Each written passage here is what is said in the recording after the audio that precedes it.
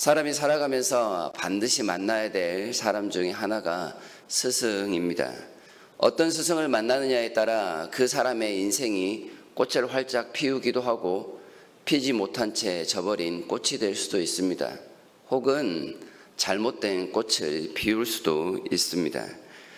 좋은 스승에 의해서 그 사람의 역량이 아주 잘 발휘되는 사람이 있다면 그는 복된 사람이라 할 수 있겠죠. 또한 좋은 인재를 만나 그를 훌륭한 사람으로 키워내는 스승 역시도 복된 사람이라 할 수 있을 것입니다. 다윗이 이런 스승이 아니었나 생각합니다. 그는 참 매력적인 사람이었습니다. 그는 목동 출신이었지만 그 기계가 참으로 대단했습니다. 양을 지키기 위해 곰과 또는 사자와 싸우기를 주저하지 않았습니다. 그리고 그 모든 그의 용기는 하나님을 믿는 믿음에서 비롯되었다 할 수 있습니다. 하나님이 자기와 함께 하시니 부족할 것이 없다던 그의 고백을 몸소 실천하는 사람이었습니다. 이런 믿음으로 그는 블레셋의 유능한 장수 골리앗과 한판에 싸워 이기는 그런 모습을 보이기도 하였습니다. 골리앗과의 승리를 통해 다윗은 이스라엘의 가장 유능한 장수, 유명한 사람이 되었습니다. 그러나 다윗은 훌륭한 스승을 만나지는 못했습니다. 그 당시 왕이었던 사울이 다윗을 품어주기에는 부족한 사람이었기 때문에 그렇습니다. 하지만 다윗은 사람의 스승보다 더 훌륭한 스승을 모셨는데 그분이 바로 하나님입니다. 하나님으로부터 다윗은 직접 지도를 받는 그런 제자가 되었습니다. 이미 다윗의 역량이 사울보다 훨씬 뛰어났다는 말이 될 것입니다. 사울이 다윗으로 하여금 훌륭한 스승이 되지는 못했지만 사울은 다윗을 아주 혹독하게 훈련시키는 훈련 교관과 같은 역할은 하였습니다.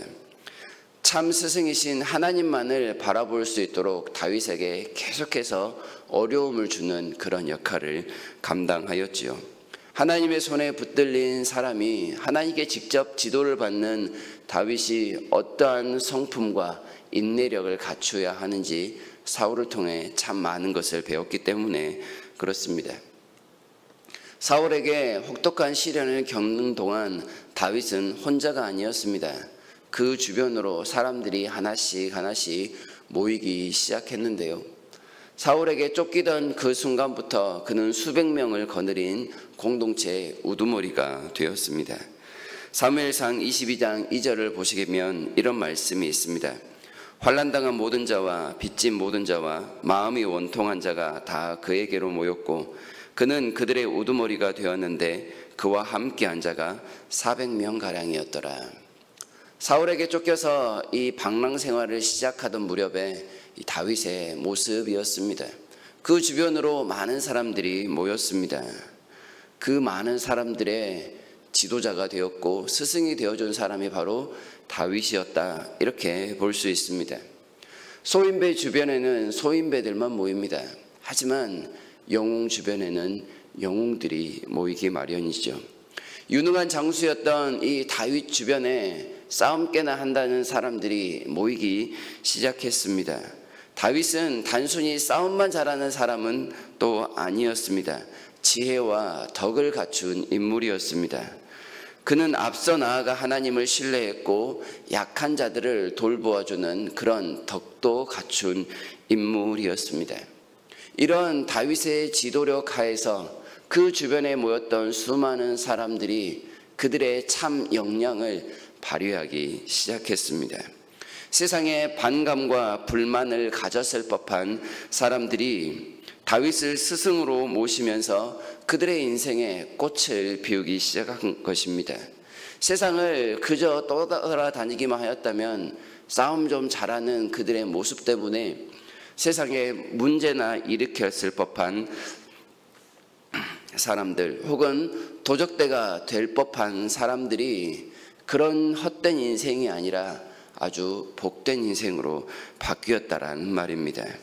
다윗을 통해 그 군사들은 다윗과 같은 아주 멋진 사람들로 변모되었습니다. 그렇게 모인 사람들이 오늘 본문에 읽었던 사람들의 모습 명단입니다. 11장 15절부터 12장 끝까지 이렇게 모인 사람들의 모습, 그리고 이렇게 모였던 사람들의 명단, 그들이 했던 일들이 자세히는 아니지만 기록되어 있음을 보게 됩니다. 이들이 언제부터 이런 실력을 갖추었는지, 어떻게 이런 실력을 나타내게 되었는지 우리는 정확히 알지 못합니다. 그러나 한 가지 사실은 이들이 다윗 밑에 있었기 때문에, 다윗에게 그들의 모든 것을 의탁했기 때문에 오늘 우리가 읽는 이 성경 본문의 한 자락을 차지하게 되었다는 사실입니다. 하나님을 사랑했던 훌륭한 사람 다윗을 통해서 그들은 다윗과 함께 업적을 이룬 귀한 믿음의 사람이 되었던 것입니다. 하나님의 손에 붙들린 하나님의 도구로서의 역할들을 감당하게 되었습니다. 다윗은 그 평생에 가졌던 임무가 있습니다. 주변의 원수들을 섬멸하는 그런 하나님의 칼로서의 역할이었는데요. 열왕기상 5장 3절에서 4절의 말씀에 이렇게 되어 있습니다. 솔로몬이 했던 말인데요. 내 아버지 다윗이 사방의 전쟁으로 말미암아 그의 하나님 여호와의 이름을 위하여 성전을 건축하지 못하고 여호와께서 그 원수들을 그의 발바닥 밑에 두시기를 기다렸나이다. 이제 내 하나님 여호와께서 내게 사방에 태평을 주심에 원수도 없고 재앙도 없도다. 다윗이 평생에 했던 일은 그 주변에, 이스라엘 주변에 있는 원수들을 하나씩 심판하는 역할이었습니다. 그 때문에 다윗은 평생 칼을 들고 싸워야 하는 그런 장수의 모습을 나타내야 했죠. 그 결과 이스라엘에게는 참된 평화가 주어졌으며 그 아들 솔로몬 시대에 그 평화는 꽃을 피우게 되었다라는 그런 말씀입니다. 일평생 싸움을 싸웠던 다윗에게 가장 필요한 사람들은 그와 함께 싸워줄 수 있는 유능한 군사들이었습니다. 11장부터 이 다윗의 용사들을 기록하고 있는 이유가 바로 여기에 있습니다. 다윗이 평생에 맡은 그 사명을 감당하기 위하여 생사고락을 같이 했던 사람들, 다윗의 마음을 가지고 다윗에게 배워 하나님의 칼로서의 역할을 감당해야 했던 사람들의 모습입니다. 그들의 역량은 스승 다윗을 통해, 더 나아가 하나님을 통해 꽃을 피웠다 해도 틀린 말이 아닐 것입니다. 그 사람들이 다윗에게 의탁했을 때 다윗은 그들의 역량을 바라보고 그들에게 합당한 역할을 주는 그런 지혜가 있었습니다. 싸움 잘하는 모습을 그저 싸운 데만 사용하지 않고 그들이 감당할 수 있는 역할들을 통해 잘 다듬는 모습이 다윗에게 있었다는 말입니다. 오늘 비록 읽지는 않았지만 이 다윗의 용사들 가운데에는 이방인 출신도 있었음을 보게 됩니다. 39절에 보시면 암몬 사람 셀렉, 41절에 보시면 헷사람 우리야, 46절에는 모압 사람 이드마, 47절에는 무소바 사람 아사시엘이라고 되어 있습니다. 이 무소바는 북쪽 아람 왕국의 주변에 있었던 하나의 작은 나라라고 할 수 있는데요. 여기에 언급된 이 모든 사람들은 이방인이었습니다. 하지만 이방인들이라고 해서 다윗이 그들을 차별하였거나 그들에게 기회를 주지 않은 건 아니었다는 사실을 볼 수 있습니다. 이방인들이지만 그들의 재능을 보고 그들이 마음껏 역량을 발휘할 수 있도록 기회를 공평하게 준 사람이 바로 다윗이었습니다. 지도자로서, 스승으로서 그 제자들 혹은 신하들의 모든 모습을 다 살필 줄 아는 그런 아버지 같은 스승이었다 말할 수 있을 것입니다. 그리고 이런 사람들을 통해서 다윗이 이루어 놓은 나라는 어떤 사람도 차별하지 않는 나라, 곧 사람의 나라가 아닌 하나님의 나라의 모습이었다 말할 수 있을 것입니다. 하나님께서 원하시는 사람들을 세워서 그들과 함께 온전한 조화를 이루는 공동체, 이것이 바로 하나님 나라의 모습이기 때문입니다. 하지만 여기에 나타나 있는 명단 중에는 우리에게 안타까움을 주는 대목도 있습니다. 바로 41절에 나타난 우리야, 햇사람 우리야입니다. 다윗에게 살해되었던 유일한 신하라고 하겠습니다. 하지만 그는 이방인임에도 불구하고 다윗에게 절대 충성을 맹세했고 끝까지 충성했던 사람입니다. 그러나 우리가 아는 것처럼 다윗은 자신의 정욕 때문에 이 유능한 신하를 죽이고 말았습니다. 사울도 자기에게 충성을 다짐하는 다윗을 헌시짝 버리듯이 버렸는데 다윗 역시도 그 사울과 같은 잘못을 반복하였던 것입니다. 물론 하나님께서 이 일에 대해서 매우 강하게 질책하셨고 그 벌을 내리셨던 것을 우리가 기억합니다. 왜 그렇게 하셨을까요?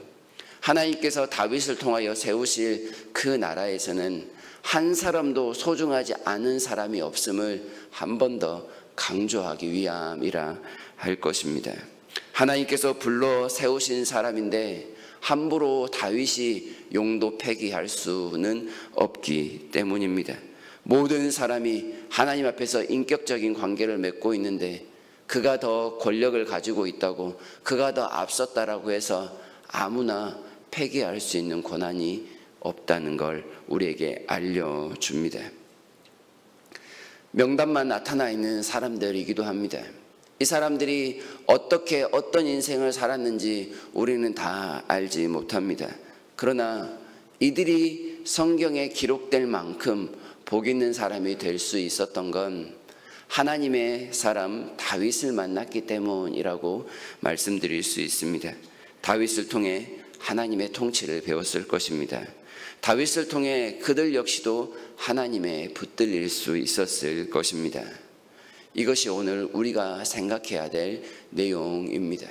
우리가 하나님의 손에 붙들렸다면 우리 가운데 살아있는 많은 사람들에게 혹은 우리를 통하여 무언가를 배우려는 사람들에게 다윗처럼 이러한 역량을 발휘해야 될 것이라 생각합니다.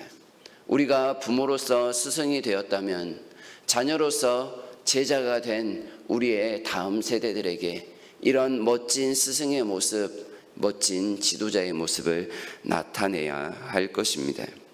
누군가가 우리를 찾아와 지도를 부탁할 수 있다면 그에 합당한 지도력을 갖출 수 있는 그런 실력과 지혜가 있는 사람이 되었으면 좋겠습니다.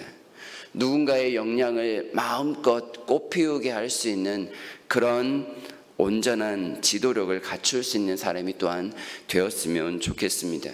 모든 사람에게 차별하지 않고 공평하게 기회를 줄 수 있는 사람이 되면 좋겠습니다.